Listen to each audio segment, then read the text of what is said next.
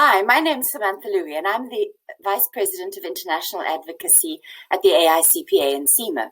Since March this year, we've been engaging with our members and with government over how to create recovery from the COVID crisis. Earlier this month, and ahead of the Chancellor's financial statement, CIMA set out its 20-point plan of recommendations. And with me today is Andrew Harding, Chief Executive of the Management Accounting at the Association, the unified voice of CIMA and AICPA. Welcome, Andrew. Hello. So, Andrew, firstly, can you tell us a little bit about why CIMA has actually put this 20-point plan together for economic recovery and what it's about? We've been engaging with the Chancellor since the start of the pandemic crisis, and we've been making a number of suggestions, some of which have been adopted quickly, some of which have been adopted rather more slowly. But they've been important suggestions and important policy things for government to be going forward with. And we felt with the statement coming up, it was really important for business and for our profession that we put our opinions in there and were able to influence what was going on.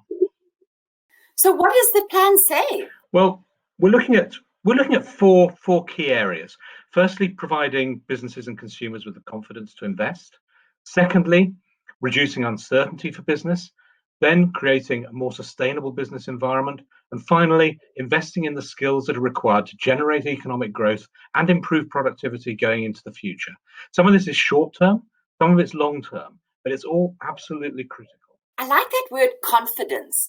Tell me a little bit more about what is meant by providing business and consumers with the confidence to invest. Confidence allows people to move forward. Confidence allows people to spend, allows people to plan. So there are various levers that government has that can improve that. So, for example, let's start with the first one. We've suggested that the rate of employers' national insurance is cut.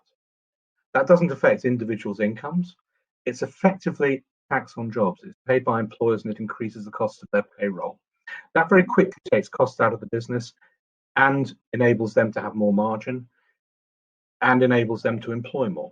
It changes that decision-making point around employment, recruitment, retention, that sort of thing. Secondly, reducing economic uncertainty.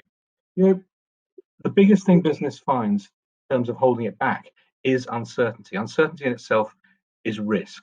So what we'd like to see is some sense of what are the government's tax plans for the next 2 years. Where are we going with regulation? Can we pause regulatory change, please? We don't need regulation at the moment. We need activity.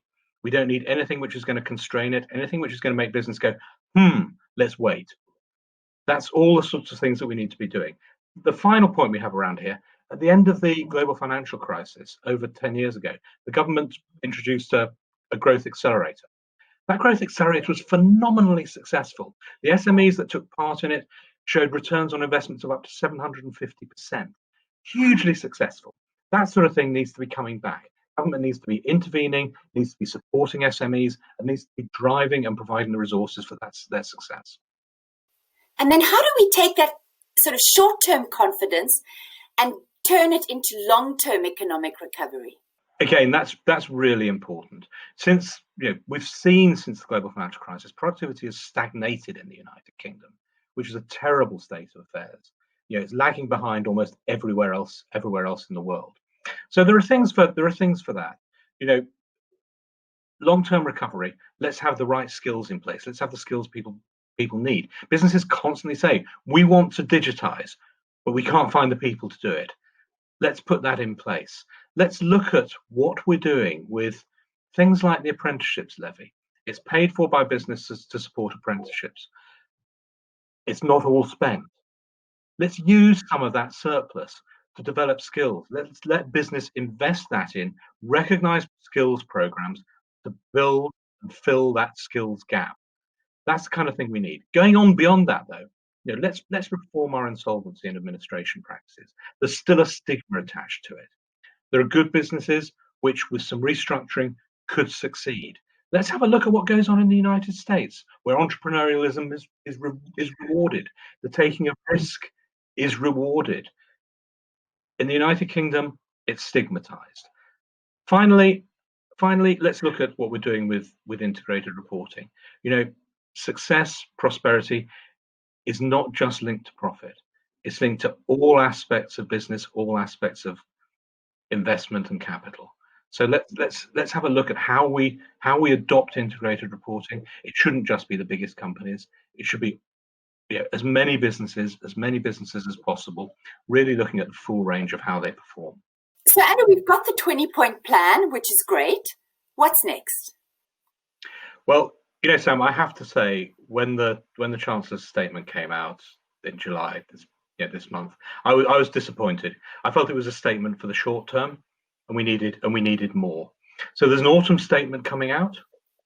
That's got to focus on the long term. And we're going to push. We're going to keep on making those representations, because this isn't about short-term fixes. This is about getting it right today and getting it right for tomorrow.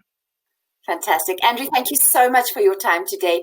Really appreciate you sharing your thoughts, the resources that we're putting out there for our members, and of course, our interaction with the government and the 20-point plan. Thank you so much. Thank you.